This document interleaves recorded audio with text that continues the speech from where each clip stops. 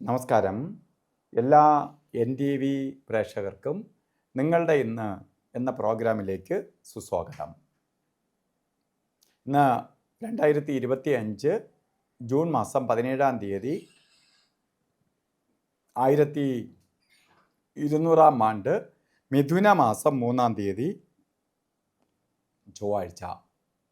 ഇന്ന് ചതയം നക്ഷത്രമാണ്. ചതയ നക്ഷത്രം നല്ല നക്ഷത്രമാണ് എങ്കിലും ഇന്നത്തെ ആഴ്ച നല്ലതല്ല, ചൊവ്വാഴ്ച.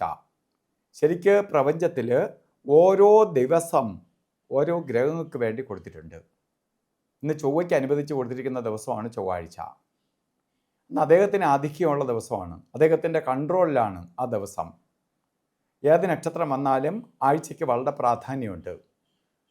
അപ്പോൾ ചൊവ്വയെന്ന് പറയുമ്പോൾ പൊതുവേ ശത്രുഗ്രഹമാണ്, ചുമ്മാ കുറച്ച് നെഗറ്റീവ് കൂട്ടുന്ന ഗ്രഹമാണ്. അപ്പോൾ നമ്മളിന്ന് സമ്മർദ്ദം കൂട്ടും. ഇപ്പോൾ മേലുദ്യോഗസ്ഥനാണെങ്കിൽ കീഴ് ഉദ്യോഗസ്ഥൻ്റെ കൂടി സമ്മർദ്ദം കൂടുമ്പോൾ എന്ത് ചെയ്യും? അവനെ ഷൗട്ട് ചെയ്യും, പലതരത്തിലുള്ള ബുദ്ധിമുട്ടുകളുണ്ടാക്കും.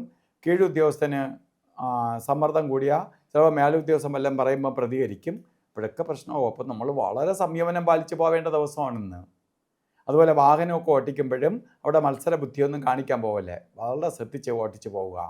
ആക്സിഡൻ്റ് ഉണ്ടാവാം, അതുമായിട്ട് ബന്ധപ്പെട്ട് കേസ് വഴക്കുകൾ വരാം. അതുകൊണ്ട് വളരെ സൂക്ഷിച്ച് പോയാൽ നമുക്കിതിലൊന്നും പെടാതെ പോകാൻ പറ്റും. അതുപോലെ നമ്മളൊരു വാർഷിക ഫലത്തെ ചിന്തിക്കുമ്പോൾ ഒരു വർഷത്തെ ഫലത്തെ ആണ്, ഇത് ഒരു ദിവസത്തെ കാര്യമേ ഉള്ളൂ. ഒരു വർഷത്തെ ഫലത്തെ ചിന്തിക്കേണ്ടതാണ്.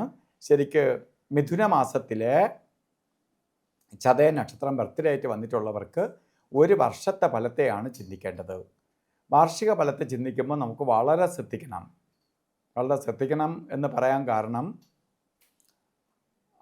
ആക്സിഡൻ്റ് ഉണ്ടാവുക, കേസ് വഴക്കുകൾ വരിക, തീപ്പൊള്ളലേക്കുക, മുറിവ് ചതവ് ഒക്കെ ഉണ്ടാവുക, അത് സർജറിക്ക് വിധേയമാവുക, ഇങ്ങനെ പലതരത്തിലുള്ള ബുദ്ധിമുട്ടുകൾ ബാക്കി കാര്യതടസ്സവും സാമ്പത്തിക നഷ്ടത്തിനൊക്കെ ഉപരി ശാരീരികമായിട്ടും കൂടി ബാധിക്കാനിടയുള്ളത് കൊണ്ട് നമ്മൾ എന്ത് ചെയ്യണം?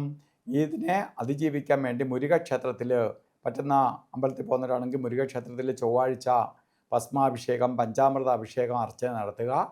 ദേവിക്ക് ഭദ്രകാളി രൂപത്തിലുള്ള ദേവിക്ക് കുങ്കുമാർച്ചനയ്ക്ക് കൊടുക്കുക.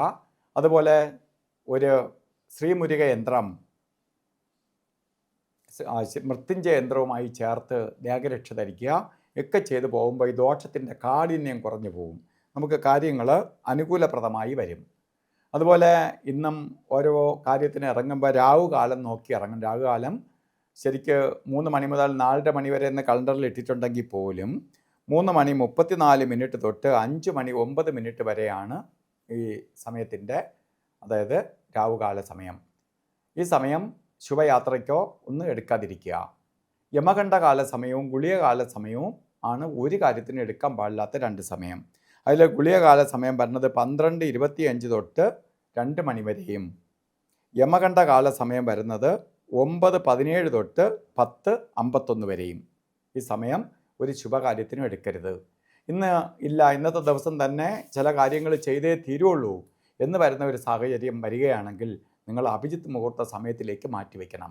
അഭിജിത്ത് മുഹൂർത്ത സമയം വരുന്നത് ശരിക്കും 12:01 തൊട്ട് 12:49 വരെ വരുന്ന ഒരു 48 മിനിറ്റ് നേരമാണ് അഭിജിത്ത് മുഹൂർത്തത്തിൻ്റെ സമയം. അപ്പോൾ ഇന്ന് ഓരോ കാര്യത്തിന് ഇറങ്ങുമ്പോഴും വസ്ത്രധാരണത്തിന് പ്രാധാന്യം കൊടുക്കുക. റെഡ് കളറോ റെഡ് മിക്സായിട്ടുള്ളതോ ആയിട്ടുള്ള വസ്ത്രധാരണത്തിൽ ഉൾപ്പെടുത്തുന്നത് നന്നായിരിക്കും. അപ്പോൾ എല്ലാവർക്കും ഒരു നല്ല ദിവസം ആശംസിച്ചുകൊണ്ട് നിർത്തുന്നു. നന്ദി, നമസ്കാരം.